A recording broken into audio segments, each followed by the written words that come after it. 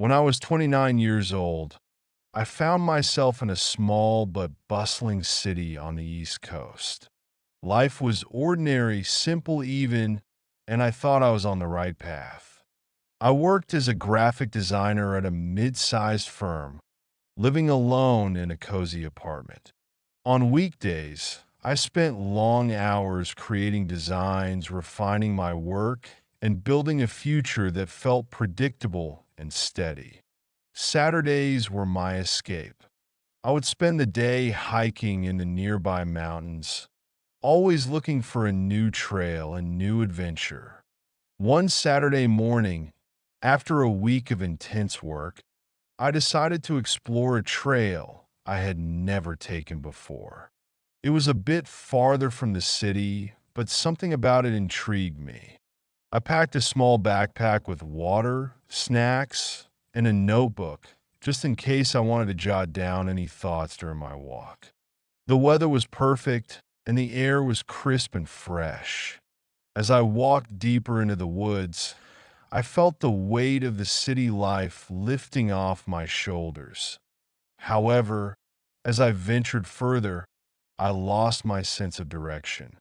The trail became less visible, and before I knew it, I was standing in the middle of a dense forest with no clear path ahead.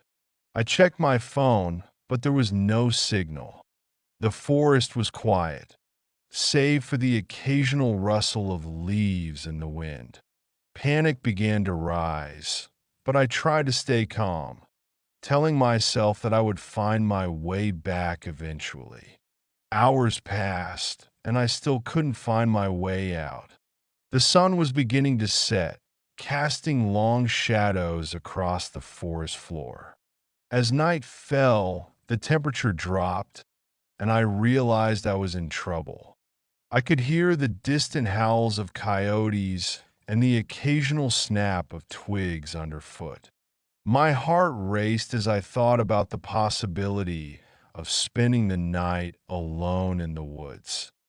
Just when I was starting to lose hope, I saw a faint light through the trees.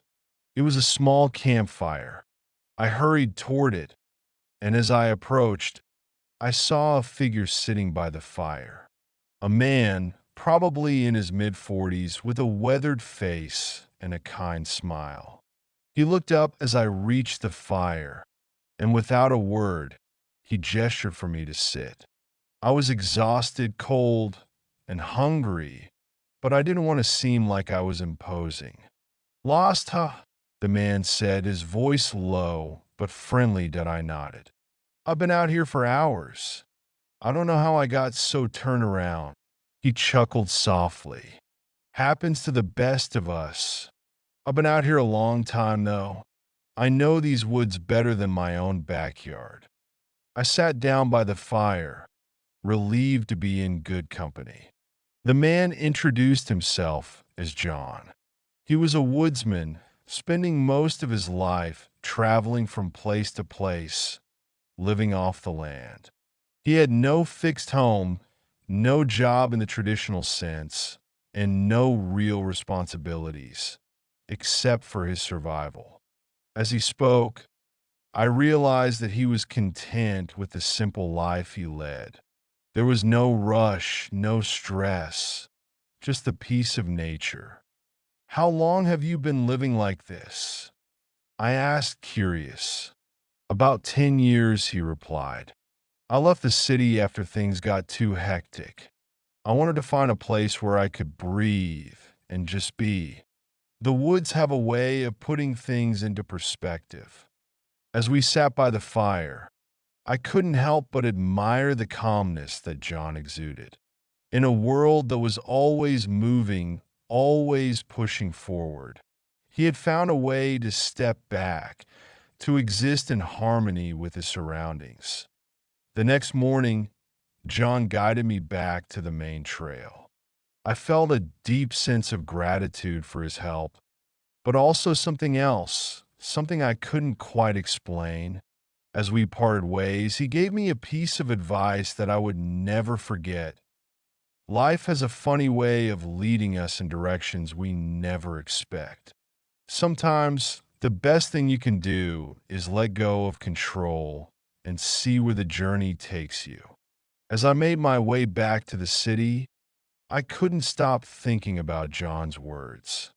I had spent so much of my life trying to follow a clear path to make the right choices, but maybe, just maybe, I had been too focused on the destination. What if life wasn't about the final goal, but about the journey itself? From that moment on, I decided to take more risks, to let go of the need for control, and to embrace the unknown. Life, after all, had a way of surprising me when I least expected it.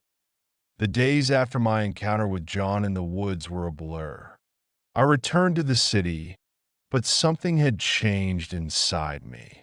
The relentless pace of urban life felt suffocating. Every morning, I would wake up, make my coffee, and sit down to work, but my thoughts would wander back to the quiet of the forest, to the simplicity of John's life. I had been so caught up in the race for success, so obsessed with achieving goals, that I had forgotten what it felt like to simply be at work. My colleagues noticed the change too. My once meticulously planned designs became more fluid, more abstract. I no longer felt the need to impress my bosses or meet every deadline with perfection.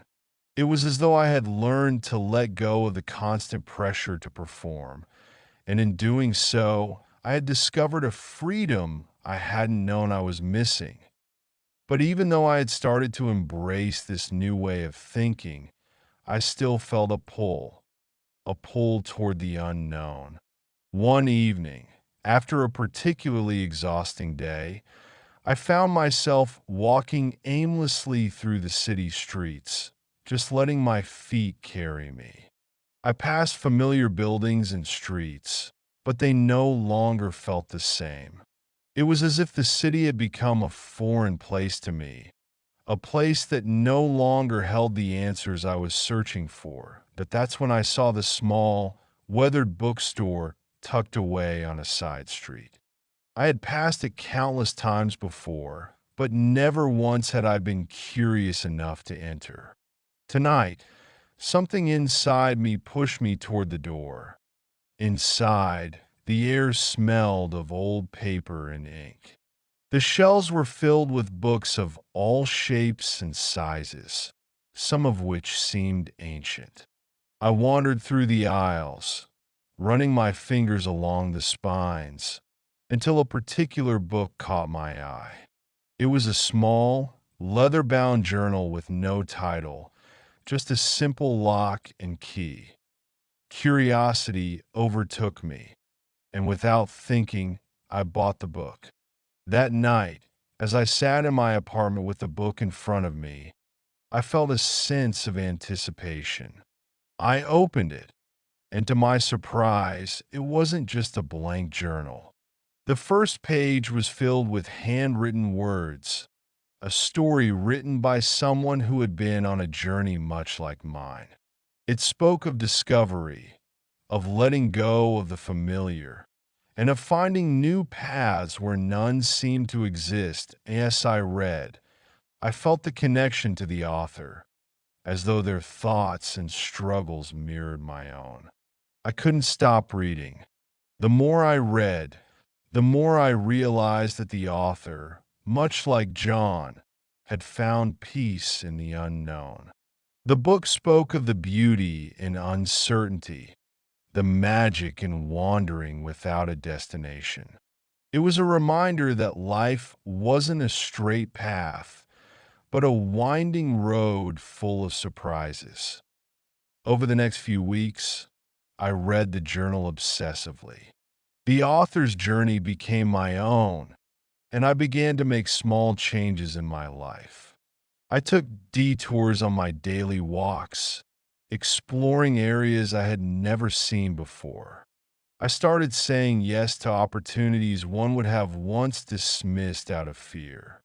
I began to embrace the discomfort of the unknown, knowing that each new experience would teach me something valuable. Point one day, while on another hiking trip, I found myself at the edge of a cliff, looking out over a vast expanse of wilderness.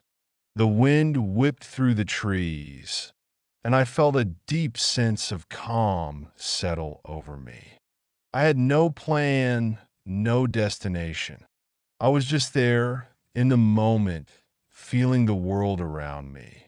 For the first time in years, I felt truly alive that in the months that followed, I traveled more. I visited places I had never dreamed of, met people from all walks of life, and experienced things that left me in awe.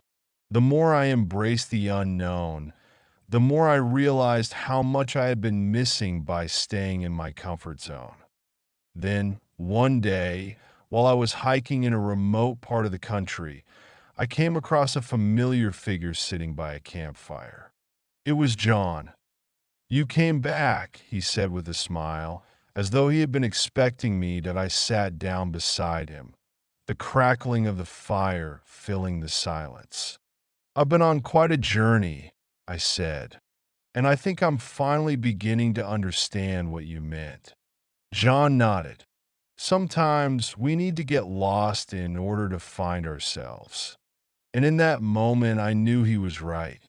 The journey I had started so many months ago had taken me to places I never imagined. But more importantly, it had led me to a place within myself that I never knew existed. That yes, I sat there with John, watching the fire dance in the night. I realized that life wasn't about having all the answers or controlling every step. It was about being open to the unknown, embracing the unexpected, and trusting that the journey itself would reveal the way. And as I continued on my path, I knew that the adventure was far from over.